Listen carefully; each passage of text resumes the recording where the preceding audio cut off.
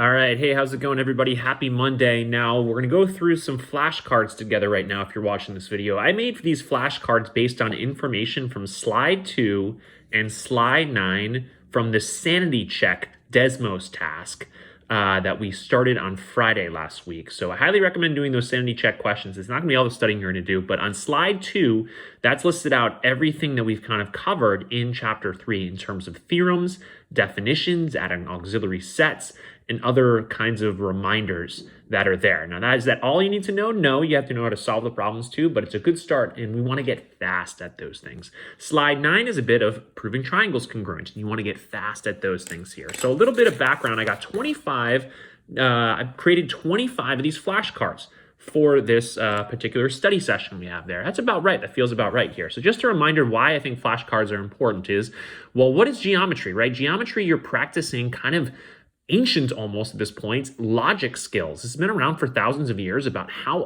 we as humans logic through things deductively. And this is a structured way to do it this year. So geometry is logic. And within logic, you got to have knowledge, right? You definitely want to have knowledge to pull upon, and you want to pull upon that knowledge fast, right? Especially in a quicker environment where you might not have that much time to get a quiz done, or you don't want to spend an hour, 2 hours on your homework. You want to pull that knowledge up quickly. And I think that note cards can be good for that.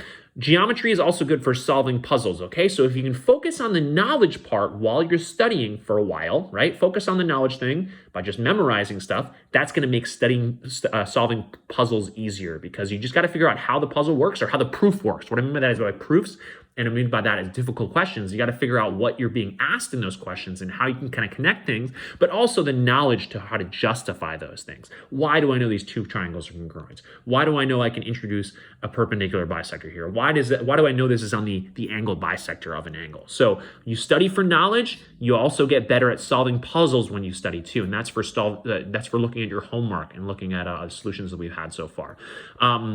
Part of the reason why I think I'm doing this year and I haven't done last year is because knowledge, a big thing I do in class every year, knowledge is I do oral practice, right? Oral practice, I ask you quickly, I want you to answer quickly, okay? What definition am I talking about here? If I'm saying that it's the perpendicular segment from a point to a line. A perpendicular segment from a point to a line. Well, that's the definition of distance from a point to a line. So we can practice that very, very quickly when we're in a classroom together and get kind of oral practice less quickly this year right now through distance learning. Of course, most of your lessons are over video because we only have about a half hour in class 3 times a week. Not much time at all. All right, so let's get into it here. Now we have our flashcards. Let's begin. All right, so how about this one here? Ways to prove two triangles are congruent to each other. So the way I recommend setting up these flashcards here is start a statement, either start a statement or ask yourself a question, and then the answer will be on the backside. So what are the ways to prove two triangles are congruent to each other? Well, we should have 5, right? You want to be able to recall this really quickly. If you're trying to prove triangles congruent, you don't want to spend time remembering what those 5 things are. Those things are SSS, SAS, ASA. Those are the postulates. We learned those first. And then we learned AAS and HL. Those were theorems, okay? So as you're studying, you're going through this very quickly. And if you had trouble remembering these, the next time you go through the sets, it's easier to remember SSS, SAS, ASA. Those were our original assumptions through observations. AAS we proved by ASA, and HL we proved by, well, we used AAS in that. We used introducing auxiliary sets. That was a cool little proof here. Flashcard 1. All right, so this is also from slide 2 on the Sanity Check, so you can get that information there if you want to create these note cards. It took me about 20 minutes to create these note cards, and I think that was a good use of time. When we know two triangles are congruent, the way we can justify that 2 of the corresponding sides or 2 of the corresponding angles are congruent is by, well, we got 2 triangles congruent. How do we know that their parts are congruent? What's that reason again? What's that reason? Are you awakened? Are you geometrically awakened? Ah, that's right. It's CPCTC, my friend. CPTTC. Stay awake. That's right. Awakened. Be awakened. Be geometrically awakened. Make friends in college because you know what CPCTC means. All right, we're keeping going here.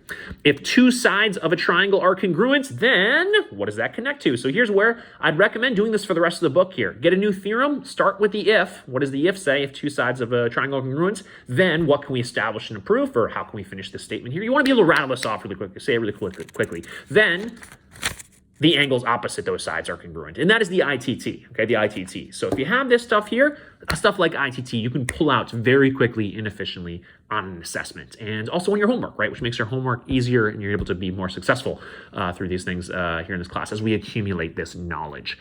If two angles of a triangle are congruent, then, in a proof, I'm going to say that the sides opposite those congruent angles are congruent here. So we're going angles to sides. That's the converse of the ITT, or CITT. All right, so you want to be able to pull that out really quickly so you can focus on the puzzle solving process and the kind of tricky problems. Oh, I feel stumped on this one. You don't want to be stumped by what was the CITT. You want to be stumped by kind of how does everything connect in a puzzle. Use your time to getting stuck there.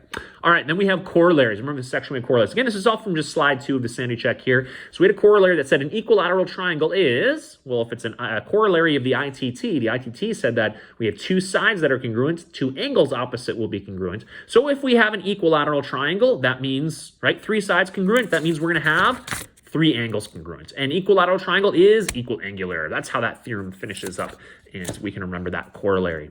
Okay, another corollary, right? A corollary, again, is just a theorem that follows very quickly from another theorem. So this is a theorem that will follow directly from the ITT. An ITT says that an isosceles triangle, two congruent sides, two congruent angles. An equilateral triangle is three congruent sides. We're going to have three congruent angles. But what are we going to have? How's this going to be different? An equilateral triangle has three. What's one thing that can even follow from three congruent angles? Well, if they're all congruent, what do they all measure? Three 60-degree angles. Okay, 60-degree angles. Remember, you can use corollaries in proofs, so it's helpful to have this one, be able to pull this out real quickly and use it in proofs in the future. Here we have corollary of the ITT. So this is another corollary of the ITT here. So the ITT got us to something else. We use ITT to prove this one. The blank of the vertex angle of an isosceles triangle is the blank of the vertex angle. Okay, well, what can be happening to the vertex angles? The blank of the vertex angle of an isosceles triangle, what does it do? It's a blank, well, if it's doing something to the vertex angle, it must be the angle bisector. So the angle bisector of the vertex angle of an isosceles triangle, what does it do? Well, this is from the ITT, right? With an isosceles triangle, we would have, right, two congruent sides like this. Okay, if it's a corollary of the ITT, then we would know this, right? We would actually use the ITT. So you're using the ITT in the proof of this corollary down here. Remember that? So we have the ITT here. Then if we introduce an angle bisector right here, right, we would know that. So now this triangle is congruent to this triangle by ASA. That means that by CPCTC, right, this has got to be the midpoint because this segment is congruent to this segment. And also, these two angles are congruent by CPCTC. That means they're both right angles because if two lines create two congruent adjacent angles, then those lines are perpendicular. All right, so it's the perpendicular bisector of the base, or as worded, because they gave you this theorem before they defined what a perpendicular bisector was. So again, remember, this is the angle bisector, the vertex angle of an isosceles triangle. It is perpendicular to the base at its midpoint. Remember, that is a theorem. That is a corollary we have. We proved it. I just proved it again by writing it out there. We now know other things, though. Other things about isosceles triangles that are not theorems in your textbook. We could prove them. So what I'm trying to say is here, this is the theorem that we know. If an angle bisector of the vertex angle, it's perpendicular to the base at its midpoint. That's the theorem that's in the textbook. But you could also say, potentially, you could say, maybe not using a proof, but you could say that the perpendicular bisector of the base of an isosceles triangle is the altitude. Right, is the altitude, because it's also going to go through that vertex angle, and it's also going to be the angle bisector of the vertex angle. It's going to be a median, right? It's going to be a median. So there are a whole bunch of other things that would follow even from this theorem here that aren't proven in the book, but we've seen, we've observed. Anyways, just wanted to point that out here. This is the theorem you need to know. You don't really need to memorize the other ones, but you can logic through them, right? A median of the vertex angle of an isosceles triangle is going to be the angle bisector, going to be the altitude, going to be the perpendicular bisector. They're all the same. Vertex angles, very special of an isosceles triangles because, look, it's all the same thing. It's an angle bisector, it's a perpendicular bisector, it's a median, it's an altitude, and we can also, the converses of those statements can be true too. Auxiliary sets, that was another thing here. We had one lesson on auxiliary sets. There wasn't really a section of the textbook that did auxiliary sets. But here, what if we wanted to add, if we had this diagram here, we would find it useful to us. Maybe we're trying to prove congruent triangles, or those triangles wouldn't be congruent here. Anyways, we wanted to add a segment BC, okay, BC. How can we do that? What's going to make us allow us to add that segment right here? Well, of course, through 2 points, exactly one line can be drawn, right? Or through 2 points, there is exactly one line. That would be able to justify us the existence, because it says exactly one, and uniqueness of that line here, right? Exactly one means existence and uniqueness of a segment connecting those 2 points. Next one up here, we have auxiliary sets. Adding segment XR, the bisector of angle AXB. So what would allow us to, if we had a diagram like this, we wanted to do this, we wanted to introduce an angle bisector. We had to do that in the vertex angle of an isosceles triangle theorem. We had to actually introduce that angle bisector. What's going to guarantee us that here, that XR, so this R here, that XR, we can introduce one that would be, that would create 2 congruent angles, and it would be a ray here. And that would be the protractor postulate, okay? So you just kind of have to memorize these ones. Again, memorize them, build up your knowledge base. What is going to justify what? The protractor postulate in your textbook is the one for that one here, because protractor postulate tells you that this angle AXB has a particular measurement between 0 and 180. Remember, that's protractor postulate one, and it's a real number, so it can be divided by 2, right? If you divide by 2, you found the angle bisector. Anyways, confusing as to why protractor postulate is the reason, so you just kind of have to accept it. Same one here, we got draw segment BD such that BD is equal to AB. So what would allow us to say, right, duplicate this distance, right? This is a distance here, and get it over here, right? So now we have BD over here. Well, what is that? Well, just like the protractor postulate says that one angle has a particular measurement between 0 and 180, the ruler postulate tells us here the distance between these 2 points, A and B, would be a real number. And if it's a real number, we can copy real numbers to other places, real number distances here. So that's the ruler postulate, right? Ruler postulate here. We had to do that one for the proof of HL. Okay, reason, through a point outside of a line. Oh, wait, I got this stuff backwards here. Hold on, there we go. Don't want to get too far ahead of ourselves. Another auxiliary set here. Okay, so draw line BZ such that line BZ is parallel to AC. The reason I can do that, like this. Okay, let's just start going a little more quickly here. Through a point outside a line, there's exactly one line parallel to that line. Okay, so through point B, I'm allowed to draw a parallel to this line because of that reason up here. Okay, next one here, auxiliary set. Draw the altitude of triangle ABC to segment AC. Why am I allowed to do that? Well, through this point B, of course, this is a triangle. I'm allowed to draw an altitude because what is an altitude?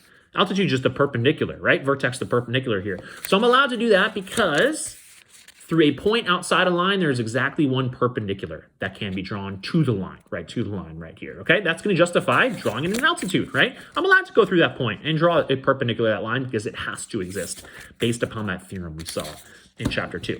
Okay, what is a median? Again, this is still from slide 2, from Sanity Check. What is the median of a triangle? Well, what would be the median? We'd have to go vertex to where? Vertex to midpoint, okay, vertex to midpoint. So I wouldn't draw that in on your flashcards. I would just have on the back one here. Remind me, what's median? Vertex to midpoint, vertex to midpoint, vertex to midpoint. And it's a segment. It's a segment. You don't need to say the entire definition here. You just need to memorize really there's this. Vertex to midpoint, that's going to be your median. Okay, that's going to be your median. Altitude, we building up that knowledge, right? Building up that knowledge. So here you're sitting around, you're watching Gossip Girl, you're watching, I don't know, The Challenge or something like that, and we're going the altitude here. You're watching Desperate Housewives. What else are you watching? You're watching The Bachelor, right? That's going on too. Maybe you're watching Who Wants to Be a Millionaire, and then you're looking what is an altitude? Okay, well, altitude. Hey, I extended this here. What's our altitude here? Altitude's this, right? So you're not drawing it in because you're memorizing the stuff. Altitude is vertex to perpendicular. Vertex to perpendicular, vertex to perpendicular. Again, something that I can go and quickly hammer in class, build up that knowledge base, make you quicker, and make you more ready to go. Because if you're quicker, then you can solve puzzles a bit faster here. Perpendicular bisector. Okay, so every segment has a perpendicular bisector. It doesn't have to be specific to triangles because every segment, a perpendicular bisector is perpendicular to a segment at its midpoint. Yes, hooray, hooray, hooray. So this would be the perpendicular bisector because it's the one perpendicular that goes through the midpoint, right? And then I know that these creates 2 congruent segments right here. All right. And we got some theorems related to perpendicular bisectors and angle bisectors here. This is an if and only if statement, so I sort of combines 2 theorems into one here, but it says a point, and again, this is still from slide 2. A point is equidistant from the endpoints of a segment if and only if it is what? So a point is equidistant from the endpoints of a segment. We proved this one. Yes, we did it using triangles, but here we got a point equidistant from the endpoints of a segment if and only if it lies on the perpendicular bisector of the segment. Okay, so if a point is equidistant from 2 other points. Okay, here are 2 other points here. The only way that this is going to be true is that right? It would lie on, we can introduce the angle bisector of the isosceles triangle, and that's going to have to be perpendicular to the base at its midpoint here. Okay, so we started with that point, started with that segment, and we said that that point equidistant from the endpoints of the segment, it's on the perpendicular bisector. Okay, it's on the perpendicular bisector, equidistant from endpoints. If it's equidistant from the endpoints, then it's going to be on the perpendicular bisector. So that's the if and only if part, right? The statement and its converse are true. My point is equidistance from the sides of an angle. If and only if it's what? Lies on the angle bisector of the angle. Yes, it does. Okay, so if we know that we have something like this, okay, and we knew that this point X is equidistant, okay, remember we draw distances by perpendiculars, okay, so if we know that that's the same, right, those are the same, perpendicular distance from a point to a line, right, our distance wouldn't be this, wouldn't be that from this point to this line. It's the perpendicular distance because it's the shortest. Look, it's the shortest right here. This is longer. That's longer. That's longer. Okay. So anyways, it's going to be on the angle bisector. That's the consequence of this one. So we're just studying, right? We're just studying and trying to get it down and trying to get this, this on here. All right. Maybe you're just watching this video, doing note cards with me, or you don't want to actually make your own note cards here. Okay. So this transitions to the next definition that's on slide 2. Distance from a point to a line is defined as that's right, the perpendicular distance from the point to a line. Okay, so remember, your distance is from here to here because it's perpendicular is the shortest distance you can go from a point to a line. This isn't going to be distance. That's not going to be distance. That's not going to be distance. That's not going to be distance. That's not going to be distance from the point to the line because those distances are all too long. Okay, so it's true that point X can go to point like Y right here, and that would be the distance from point X to point Y, but distance from point X to the segment itself, that's the shortest distance, right? You're walking to your wall in the room, you're going to walk along the perpendicular. You're not going to walk to the corner of the room because that's too far, right? That's too far, okay? So that's another one here. All right, getting to section 3.8. This is the very last section here, so we can go through these ones. Remember, there are 25 of these that I made. So inductive is what? Those are conclusions based on what? Inductive conclusions based on observed data, right? Observations, you don't have a rule. You don't know for sure, okay? Don't know for sure. Deductive, what's deductive? Deductive is conclusions based on blank, blankety, blank. Facts, rules, and definitions. Facts, rules, and definitions. Okay, so I'm trying to root you guys along, build up that knowledge, practice these. Make these if you want, right? Spend maybe 20 minutes maybe writing them out. And then, right, you're watching CNN, you're watching South Park, and you're just like going through this like little list here. Which conclusions are always correct? Inductive or deductive conclusions? Well, we know that deductive is always correct, right? Because as long as you're given premises, right, you're trusting some facts at the beginning, you can use other facts, rules, and definitions to justify what follows from that has to be true, okay? And that's the beauty of this here. All right, so another thing you can do here, this is from slide 9. So I just want to show you slide 9 is another quick hitters, right? Quick hitters. You want to solve these puzzles very, very quickly. Here's where your knowledge base comes into play is this one right here. Maybe we won't do that one because that one's a little bit harder. Let's do this one here. So slide 9. And this is asking you, why do I know that that triangle is congruent to that triangle, or are they congruent, and what's the reason? Okay, what's the reason here? So this triangle congruent to that triangle. Well, this triangle congruent to that triangle. So I want to go through my reasons. It could be what? What are the 5 reasons? Again, want to be quick, right? Want to be quick. Build up that knowledge, makes you solve a puzzle a lot faster. So you have SSS, SAS, ASA, AAS, or HL, right? Get those 5 down, now we're looking at them. So immediately we're thinking maybe HL because we have right angles here. So these are both right triangles. And look, hypotenuse congruent to another hypotenuse, leg congruent to another leg here, and that's going to be HL. Okay, that's going to be HL. So breaking down diagrams are really important for geometry, right? And puzzle problem solving you'll do in the future, right? It's not just geometry, you have to solve puzzles for sure if you keep studying, right? If you keep in school, into college, into advanced classes in graduate school. Definitely puzzles here. I want you to solve puzzles in this one. All right, we got AAS, we got HL, so we should go in the same order. SSS, SAS, ASA. Let's see this one. Well, this one's not going to be SSS because we don't know if that side and that side's congruent. Ooh, I can mark this one up. That's nice. I can mark this up. That's pretty nice right there. So now I have a side, and then here's a side, but what do I have here? Oh, I got an A and an A. So here I got ASS, and does ASS guarantee congruence? No, ASS. Do not use ASS on a proof, or else you are an ASS. So do not write ASS on the chapter 3 quiz tomorrow, because we cannot use that to prove triangles congruent. So cannot be proven congruent. All right, let's try to get this down underneath less than 20 minutes. Let's see if we got here. This one here. All right, well, this one's triangle RTS congruence to triangle RZW by SAS. Anyways, going kind of fast when it gets under 20 minutes here. So this is the very last question that you have on slide 9. SAS. Sometimes redrawing ones that overlap. Remember, if I see this, I can mark this up right away. I know angle R is congruent to itself, and then check it out. Right? This side is congruent to this side. So I have 2 tick marks, 1 tick mark, and then we're good to go. All right, this one here, SSS. Okay, SSS. This is the very first one on slide 9. And I'm going to go ahead and kill it now because I want to get this done under 20 minutes. So anyways, hopefully this is helpful. Get some flashcards going. Knowledge and problem solving is all about. See you later, guys. Bye.